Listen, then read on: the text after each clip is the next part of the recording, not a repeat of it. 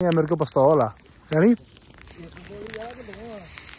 13 पैंदियां भैन जो झटका एक पैना तो पिंड फसा दू क्यों जी है एक वाला पिस्तौल नहीं आ इधर पानी है सारा ਤੁਹਾਡੀ ਬੜੀ ਮਿਹਰਬਾਨੀ ਕਿ ਸਾਨੂੰ ਇੰਨੇ ਕੁ ਛਿੱਤਰ ਮਾਰੋ ਕਿ ਅਸੀਂ ਜਿਉਂਦੇ ਵੀ ਰਹਿ ਜਾਈਏ ਤੇ ਜਾਂ ਸਾਨੂੰ ਇੰਨੇ ਕੁ ਛਿੱਤਰ ਮਾਰੋ ਸਾਡੀ ਜ਼ਮੀਰ ਜਾਗ ਜਾਵੇ ਕਿਉਂ ਕਿਦਾਂ ਕੀ ਹਾਲਾਤ ਤਗੜੇ ਹੋ ਸਾਰੇ ਰਾਤ ਦੇ 1:45 ਹੁੰਦੇ ਪਏ ਆ 19 ਦਸੰਬਰ ਆ ਦਸੰਬਰ ਦੀਆਂ ਰਾਤਾਂ ਤੇ ਠੰਡ ਵੀ ਬਾਹਲੀ ਆ ਮੈਂ ਲਾ ਰਿਹਾ ਪਾਣੀ ਤੇ ਇਹ ਪਈ ਹੋਈ ਆ ਆਪਣੀ ਕਹੀ ਤੇ ਇਹ ਪਏ ਹੋਏ ਆ ਆਪਣੇ ਜੁੱਤੇ ਤੇ ਇਹ ਆ ਨਹਿਰ ਦਾ ਪਾਣੀ ਵਗਦਾ ਪਿਆ ਸਤੰਬਰ ਕਾਸ਼ ਕਮਾਨ ਜਿਹੜਾ ਆਪਾਂ ਬੀਜਿਆ ਉਹਨੂੰ ਆਪਾਂ ਪਾਣੀ ਲਾਉਂਦੇ ਪਏ ਆ ਇੱਥੇ ਕੋਈ ਬੰਦਾ ਨਹੀਂ ਆ ਮੈਂ ਆ ਤੇ ਮੇਰਾ ਰੱਬ ਆ ਤੇ ਜਾਂ ਫਿਰ ਆ ਕਾਲੀ ਬੋਲੀ ਰਾਤ ਆ ਗੱਲਾਂ ਕੁਝ ਕਰਨੀਆਂ ਤੁਹਾਡੇ ਨਾਲ ਅੱਜ ਦਿਲ ਦੀਆਂ ਸਾਂਝੀਆਂ ਬੜੀਆਂ ਹਰਖੀ ਗੱਲਾਂ ਕਿ ਸਾਡੀ ਕਿਸਾਨਾਂ ਦੀ ਜੂਨ ਕੀ ਆ ਸਾਡੀ ਜ਼ਿੰਦਗੀ ਕੀ ਆ ਦੁਨੀਆ ਦਾ ਮੈਂ ਕਹਿੰਦਾ ਸਭ ਤੋਂ ਔਖਾ ਕੰਮ ਜਿਹੜਾ ਆ ਉਹ ਕਿਸਾਨੀ ਆ ਕਿਸਾਨ ਜਿਹੜਾ ਉਹ ਆਪਣਾ ਸੋਚਣ ਤੋਂ ਪਹਿਲਾਂ ਆਪਣੀ ਧਰਤੀ ਦਾ ਸੋਚਦਾ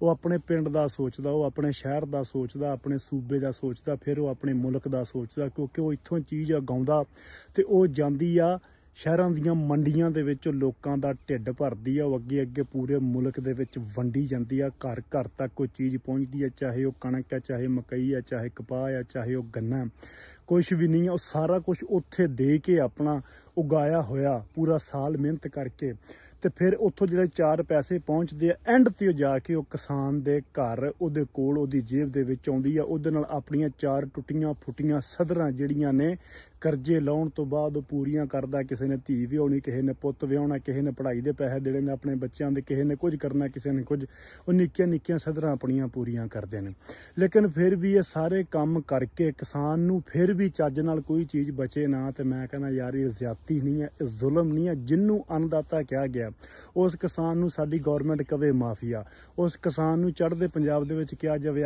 ਵੱਖਵਾਦੀ ਤੇ ਅੱਤਵਾਦੀ ਤੇ ਉਹ ਕਿਸਾਨ ਜਿਹੜਾ ਆ ਤੁਸੀਂ ਵੇਖ ਸਕਦੇ ਹੋ ਇੱਥੇ ਮੈਂ ਪਾਣੀ ਲਾਉਂਦਾ ਪਿਆ ਮੇਰੀ ਹਾਲਾਤ ਪੈਰਾਂ ਦੀ ਥੱਲੇ ਕੋਰਾ ਪਿਆ ਹੋਇਆ ਤੇ ਮੇਰੇ ਪੈਰ ਆਕੜੇ ਪਏ ਆ ਇੱਧਰ ਜੁੱਤੇ ਵੀ ਨਹੀਂ ਪਾ ਸਕਦੇ ਠੀਕ ਹੈ ਤੇ ਇੱਥੇ ਇਹ ਨਹੀਂ ਪਤਾ ਪੈਰ ਤੇ ਕੋਈ ਸੱਪ ਬਿੱਛੂ ਆ ਜਾਣਾ ਪੈਰ ਤੇ ਕੋਈ ਇੱਥੇ ਡੱਡੀ ਠੂਆਂ ਆ ਜਾਣਾ ਕਿਸੇ ਚੀਜ਼ ਦਾ ਨਹੀਂ ਪਤਾ ਹੈਗਾ ਸੱਪਾਂ ਦੀਆਂ ਸਿਰੀਆਂ ਮਿੱਧ ਕੇ ਅਸੀਂ ਫਸਲਾਂ ਤਿਆਰ ਕਰਦੇ ਹਾਂ ਗੱਲ ਮੈਂ ਸਾਂਝੀ ਤੁਹਾਡੇ ਨਾਲ ਕਰਨਾ ਚਾਹੁੰਦਾ ਦੁੱਖ ਦੀ ਕਿ 6 ਤਰੀਕ ਵਾਲੇ ਦਿਨ 6 ਦਸੰਬਰ ਨੂੰ ਮੈਂ ਆਪਣਾ ਕਮਾਦ ਮਿਲ ਦੇ ਵਿੱਚ ਸੁੱਟਿਆ ਸੀ ਤੇ ਅੱਜ 19 ਹੋ ਗਈ ਹੈ ਤੇ ਮੈਨੂੰ ਹਾਲੇ ਤੱਕ ਪੈਸੇ ਨਹੀਂ ਮਿਲੇ ਮੇਰਾ ਪਹਿਲਾ ਫੇਰਾ ਜਿਹੜਾ ਗਿਆ 6 ਤਰੀਕ ਨੂੰ ਉਹਦੇ ਪੈਸੇ ਮੈਨੂੰ ਹਾਲੇ ਨਹੀਂ ਮਿਲੇ ਉਸ ਤੋਂ ਬਾਅਦ ਜਿਹੜਾ ਮੇਰਾ ਗੰਨਾ ਗਿਆ 7 ਤਰੀਕ ਕੱਢ ਕੇ 8 ਤਰੀਕ ਨੂੰ ਉਹਦੇ ਪੈਸੇ ਤਾਂ ਪਤਾ ਨਹੀਂ ਮੈਂ ਕਹਿੰਦਾ ਕਿ ਮੈਂ ਭੁੱਲ ਹੀ ਜਾਵਾਂ ਕਿ ਮੈਨੂੰ ਪਤਾ ਨਹੀਂ ਕਦੋਂ ਮਿਲਣੇ ਆ ਤੁਸੀਂ ਆਪਣਾ ਵਪਾਰ ਕਰਦੇ ਹੋ ਇੱਧਰੋਂ ਇੱਕ ਚੀਜ਼ ਲੈ ਕੇ ਆਉਂਦੇ ਹੋ ਰੇਹੜੀ ਲਾਉਂਦੇ ਹੋ ਗਾਜਰ ਲਾਉਂਦੇ ਹੋ ਮੂਲੀ ਲਾਉਂਦੇ ਹੋ ਜੇ ਤੁਹਾਨੂੰ ਭਾਅ ਕਿਸੇ ਦਾ ਚੰਗਾ ਨਹੀਂ ਲੱਗਦਾ ਤੁਸੀਂ ਗਾਹਕ ਨੂੰ ਕਹਿੰਦੇ ਹੋ ਜਾ ਭਾਈ ਅੱਗੇ ਤੁਰ ਜਾ ਅਸੀਂ ਤੈਨੂੰ ਨਹੀਂ ਦਿੰਦੇ ਹਨਾ ਤੇ ਜੇ ਤੁਸੀਂ ਸਾਲ ਪੂਰੀ ਮਿਹਨਤ ਕਰਕੇ ਕੋਈ ਚੀਜ਼ ਲਿਆ ਕੇ ਅੱਗੇ ਕਿਸੇ ਮੰਡੀ ਦੇ ਵਿੱਚ ਕਿਸੇ ਮਿੱਲ ਦੇ ਵਿੱਚ ਕਿਸੇ ਆੜਤ ਤੇ ਦੇਵੋ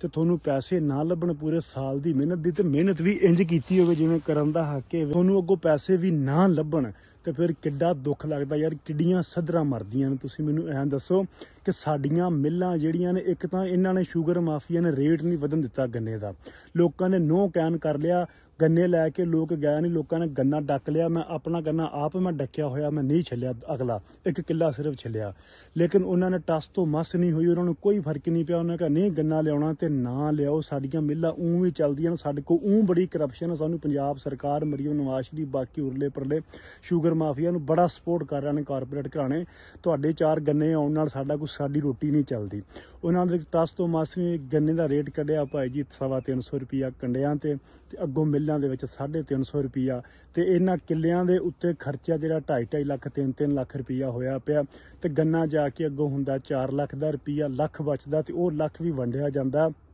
ਲੇਬਰਾਂ ਦੇ ਵਿੱਚ ਟਰਾਲੀਆਂ ਦੇ ਕਿਰਾਇਆਂ ਦੇ ਵਿੱਚ ਕਿਸਾਨ ਨੂੰ ਆ ਜਾ ਕੇ ਕੀ ਬਚਦਾ ਉਹੀ ਜਿਹੜਾ ਆਪਣੇ ਖੇਤ ਦੇ ਵਿੱਚੋਂ ਗਾਲ ਲਾਮੇ ਤੋਂ ਬਗੈਰ ਗੰਨਾ ਭੰਨ ਕੇ ਚੂਪ ਲਿਆ ਸਿਰਫ ਉਹ ਉਹਨੂੰ ਬਚਦਾ ਤੇ ਕਣਕ ਦੀ ਵਾਰੀ ਵੀ ਇੰਜ ਹੋਇਆ 5000 ਤੋਂ ਰੇਟ 2200 ਤੇ ਕਰਤਾ ਉਸ ਤੋਂ ਬਾਅਦ ਜਿਹੜਾ ਝੋਨਾ ਸੀ ਉਹਦਾ ਰੇਟ ਵੀ ਇਹਨਾਂ ਨੇ 47-4800 ਤੋਂ ਮਤਲਬ 22-2400 ਅੱਧੋ ਵੱਧ ਤੋੜਿਆ ਕਪਾਹ ਦਾ ਰੇਟ ਵੀ ਤੋੜਿਆ, ਸਾਰੀਆਂ ਚੀਜ਼ਾਂ ਦੇ ਰੇਟ ਤੋੜੇ, ਫਿਰ ਕਣਕਾਂ ਵੀ ਰੁਲੀਆਂ, ਝੋਨੇ ਵੀ ਰੁਲੇ, ਹੁਣ ਗੰਨਾ ਵੀ ਰੁਲਦਾ ਪਿਆ, ਇਹਦੇ ਵੀ ਸਾਨੂੰ ਪੈਸੇ ਨਹੀਂ ਲੱਭਦੇ, ਇਹਦਾ ਵੀ ਰੇਟ ਕੋਈ ਨਹੀਂ ਮਿਲਦਾ ਪਿਆ।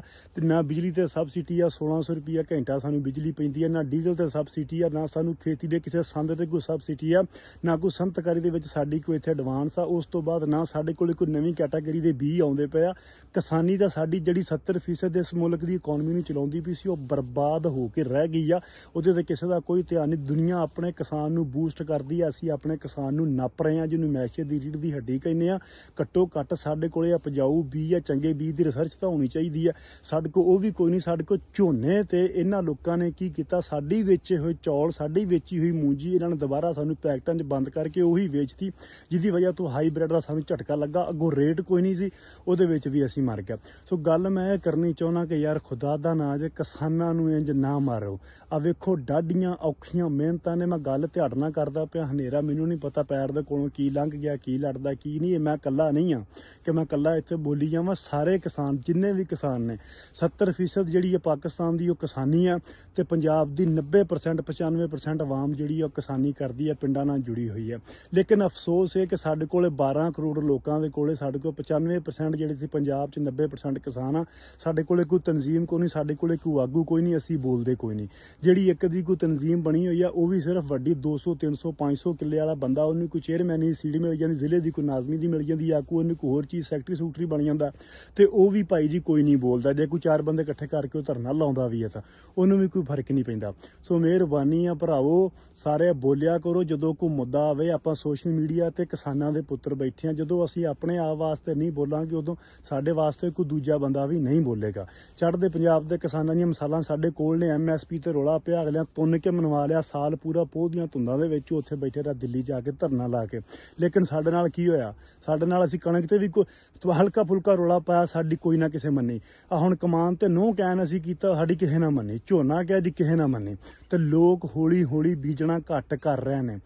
ਇਸ ਵਾਰ ਕਣਕ ਮੈਂ ਆਪ ਕੋਈ ਨਹੀਂ ਬੀਜੀ, ਮੇਰੇ ਚਾਚੇ ਵੀ ਘੱਟ ਬੀਜ ਰਹੇ, ਅੱਗੋਂ ਕਮਾਨ ਵੀ ਘੱਟ। ਸਾਰੀਆਂ ਫਸਲਾਂ ਲੋਕ ਨਾ ਜਾਂ ਪੈਲੀਆਂ ਵਿਹਲੀਆਂ ਕਰ ਰਹੇ ਆ, ਤੇ ਜਾਂ ਲੋਕ ਜਿਹੜਾ ਉਹਦੇ ਕੋਲ ਮੁਤਬਾਦਲ ਕੋਈ ਸਬਜ਼ੀਆਂ ਸੁਬਜ਼ੀਆਂ ਇਹੋ ਜਿਹੀਆਂ ਹਲਕੀਆਂ ਫੁਲਕੀਆਂ ਫਸਲਾਂ ਜਿਹਦੇ ਨਾਲ ਸਿਰਫ ਖਰਚਾ ਚੱਲੇ, ਸਿਰਫ ਉਹ ਕੰਮ ਕਰ ਰਹੇ ਆ ਲੋਕ, ਜਿਹਦੇ ਨਾਲ ਮੁਲਕ ਦੀ ਇਕਾਨਮੀ ਨੂੰ ਐਡਾ ਫਰਕ ਨਾ ਪਵੇ, ਹਨਾ। ਤੇ ਜਦੋਂ ਇਹ ਚੀਜ਼ਾਂ ਹੋਣ ਲੱਗ ਪਈਆਂ, ਉਦੋਂ ਕਿੱਥੋਂ ਪੂਰਾ ਕਰੋਗੇ ਇਹਨਾਂ ਅਨਾਜ, ਤੇ ਕਿੱਥੋਂ ਚੀਜ਼ਾਂ ਪੂਰੀਆਂ ਕਰੋਗੇ? ਉਹੀ ਚੀਜ਼ਾਂ ਤੇ ਲਿਆ ਕੇ ਤੁਸੀਂ ਬਾਹਰੋਂ ਲੈ ਕੇ ਆਓਗੇ ਨਾ, ਤੇ ਬਾਹਰੋਂ ਜਦੋਂ ਲੈ ਕੇ ਆਓਗੇ ਤੇ ਉਦੋਂ ਫਿਰ ਭਾਈ ਜੀ ਤੁਹਾਨੂੰ ਡਜ਼ਨਾਂ 'ਚ ਮਿਲਣੀ ਆ। ਜਿਵੇਂ ਤੁਸੀਂ ਰੂਸ ਕੋ ਕਣਕ ਲੈ ਕੇ ਆਂਦੀ ਤੇ ਕੀੜਿਆਂ ਵਾਲੀ ਕਣਕ, ਗੰਦਾ ਆਟਾ, ਉਹ ਹੁਣ ਤੱਕ ਤੁਸੀਂ ਉਹੀ ਖਾਂਦੇ ਪਏ ਹੋ। ਤੇ ਸਾਡੀ ਕਣਕ ਸਸਤੀ ਹੋਣ ਦੀ ਵਜ੍ਹਾ ਵੀ ਇਹੀ ਸੀ, ਕਿਉਂਕਿ ਸਾਡੀ ਕਣਕ ਆਉਣ ਦੇ ਵਿੱਚ 10 ਦਿਨ ਪਿਆ ਸੀ, 15 ਦਿਨ ਜਾਂ ਮਹੀਨਾ ਪਿਆ ਸੀ। ਤੇ ਸਾਡੀ CM ਸਾਹਿਬਾ ਨੇ ਜਾ ਕੇ ਰੂਸ ਦੇ ਵਿੱਚੋਂ ਪਤਾ ਨਹੀਂ ਕਿੰਨੇ ਲੱਖਾਂ ਟਨ ਕਿ ਹਜ਼ਾਰਾਂ ਟਨ ਕਣਕ ਮੰਗਾ ਲਈ ਸੀ। ਇਹਨੂੰ ਇਹ ਨਹੀਂ ਸੀ ਪਤਾ ਕਿ ਵਿਸਾਖੀ ਆਉਣ ਵਾਲੀ ਆ, ਮੇਰੇ ਆਪਣੇ ਪੰਜਾਬ ਦੇ ਕਿਸਾਨ ਦੀ ਕਣਕ ਆ ਜਾਣੀ ਆ, ਤੇ ਮੈਂ ਰੂਸ ਤੋਂ ਇੰਨੀ ਕਣਕ ਨਾ ਲਵਾਂ ਜਦੋਂ ਕਣਕ ਮੁੱਕੀ ਹੋਈ ਸੀ।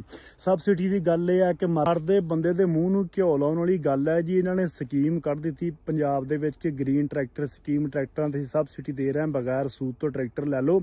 ਤੇ ਕਿੱਡੀ ਵੇਖੋ ਸਾਡੇ ਲੋਕਾਂ ਦੀ ਵੀ ਬੇਵਕੂਫੀ ਆ। ਤੁਸੀਂ ਸੋਚੋ ਕਿ ਅਗਰ 20,000 ਟਰੈਕਟਰ ਉਹਨਾਂ ਨੇ ਪੰਜਾਬ ਦੇ ਵਿੱਚ ਦਿੱਤਾ ਤੇ 20 ਲੱਖ ਬੰਦੇ ਨੇ ਦਰਖਾਸਤ ਉੱਥੇ ਜਮ੍ਹਾਂ ਕਰਾਈ ਹੈ, ਤੇ ਫੀ ਦਰਖਾਸਤ ਦਾ ਇੱਕ ਮਿਸਾਲ ਲੈਂਦੇ ਆ 5,000 ਰੁਪਇਆ ਵੀ ਹੋਵੇ, 10,000 ਰੁਪਇਆ ਵੀ ਹੋਵੇ, ਤੁਸੀਂ ਪੈਸੇ ਲਾਓ ਕਿੰਨੇ? ਤੇ ਟਰੈਕਟਰ ਅੱਗੋਂ ਹੈਗਾ 18 ਲੱਖ ਦਾ ਜਾਂ 15 ਲੱਖ ਦਾ ਜਾਂ 20 ਲੱਖ ਦਾ ਮਿਸਾਲ ਦੇ ਤੌਰ ਤੇ ਪੈਸੇ ਤਾਂ ਉਹਨਾਂ ਇੱਥੇ ਪੂਰੇ ਕਰ ਲੈ, ਬਲਕਿ ਉਹਨਾਂ ਨੂੰ ਇੱਥੋਂ ਮੁਨਾਫਾ ਜਾਂ ਤੁਸੀਂ ਕੈਲਕੂਲੇਸ਼ਨ ਮਾਰ ਕੇ ਵੇਖ ਲਓ ਕਿੰਨੇ ਲੋਕਾਂ ਨੇ ਪੈਸੇ ਜਮ੍ਹਾਂ ਕਰਾਏ ਨੇ, ਤੇ ਟਰੈਕਟਰ ਸਾਰਾ ਜਿਹੜਾ ਹੈਗਾ ਉਹ 20,000 ਹੈ ਜਾਂ 5,000 ਇੱਕ ਆਪਾਂ ਮਿਸਾਲ ਲੈਂਦੇ ਪਏ।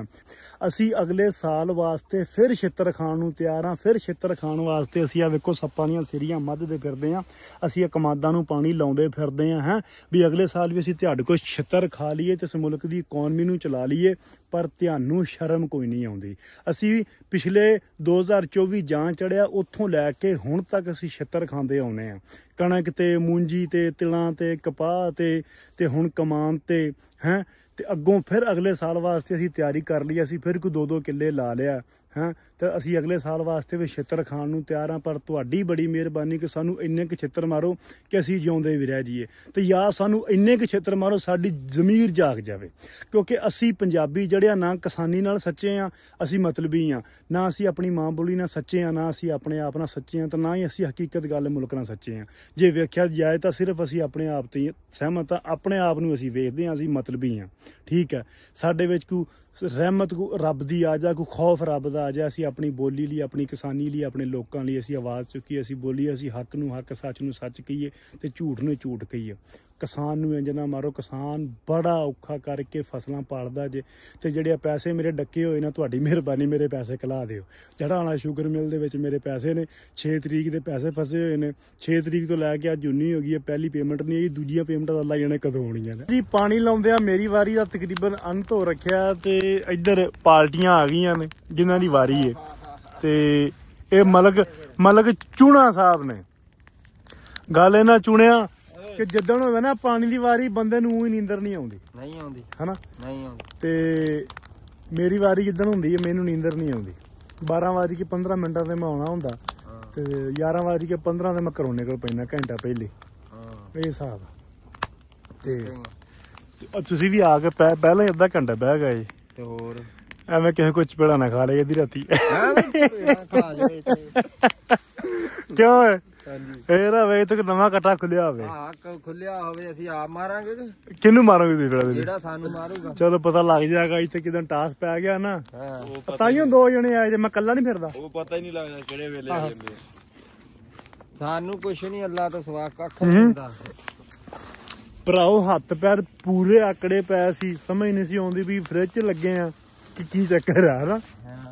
ਤੇ ਆ ਹੁਣ ਆ ਕੇ ਅੱਗ ਬਾਲੀ ਆ ਖੋਰੀ ਦੀ। ਵੱਢ ਨਾ ਸਾੜਦੀ ਚੇਅਰਮੈਨ ਦਾ। ਸੜ ਜਾਊਗਾ ਤੇ ਸੜ ਜਾਵੇ, ਫਿਰ ਹੱਥ ਨਹੀਂ ਸੇਕਣੇ। ਹੱਥ ਸੇਕਣੇ ਮੇਰੇ ਆ ਨਾ, ਪੈਰ ਆਕੜੇ ਸੀ ਪੂਰੇ, ਹੱਥ ਵੀ। ਹੁਣ ਅੱਗ ਬਲੀ ਆ। ਕੀ ਹੈ ਕੀ ਸੋਟਾ ਵੀ ਚੰਗਾ ਮੈਂ ਤਾਂ ਲੈ ਕੇ ਨਹੀਂ ਆ, ਮੇਰੇ ਕੋਲ ਪਿਸਤੌਲ ਆ ਯਾਨੀ 13 ਪੈਂਦੀਆਂ ਭੈਣ ਜੋ ਝਟਕਾ ਇੱਕ ਪੈਣਾ ਤੇ ਪਿੰਡ ਫਸਾ ਦੂ। ਕਿਉਂ ਜੀ? ਹੈਂ ਇੱਕ ਵਾਲਾ ਪਿਸਤੌਲ ਨਹੀਂ ਆ, ਇਧਰ ਪਾਣੀ ਆ ਸਾਲਾ। ਤੇ ਚੰਗਾ ਅੱਲਾ ਦੇ ਹਵਾਲੇ। ਇੱਥੇ ਗੱਲਬਾਤ ਦਾ ਐਂਡ। ਸਾਡੇ ਜਿਗਰੇ ਬਥੇਰੇ ਵੱਡੇ ਆ ਕਿਸਾਨਾਂ ਦੇ। ਮੈਂ ਤੁਹਾਨੂੰ ਪਹਿਲੇ ਗੱਲ ਸੁਣਾਈ ਆ ਨਾ, ਕੁਝ ਵੀ ਆ ਅਸੀਂ ਤਾੜੀ ਮਾਰ ਕੇ ਫਿਰ ਹੱਸ ਕੇ ਚੜ੍ਹਦੀ ਕਲਾ 'ਚ ਹੋ ਜਾਂਦੇ ਹਾਂ। ਅਸੀਂ ਢੈਂਦੀ ਕਲਾ ਵਾਲੇ ਬੰਦੇ ਨਹੀਂ ਆ।